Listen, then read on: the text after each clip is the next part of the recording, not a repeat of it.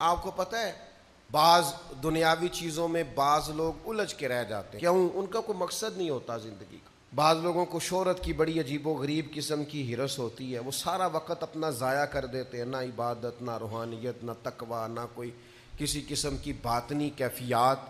بس میں بھی ہوتا ہوں، میرا بھی ایک نام ہوتا ہے، ساری زندگی ضائع ہو گئی۔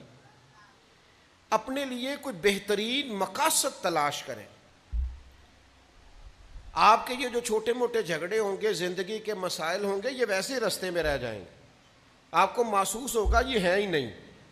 لوگ جدوجہد کرتے تھے، صحابہ چلتے تھے، میلوں کا سفر، مہینوں کا سفر ہوتا تھا، پیروں میں چھالے پڑ کر ٹوٹ جاتے تھے اور زخم بن کر ٹھیک ہو جاتے تھے، پر ان کا سفر جاری رہتا تھا۔ بڑے زخم لگے، بڑے زخم ٹھیک ہوئے، پر وہ سفر جاری ہے۔ اپنے مقاصد کا تعین کریں۔ ایسا نہیں ہوتا کہ سارے رستے ہموار ہی ہوں، پہاڑی رستہ بھی ملتا ہے۔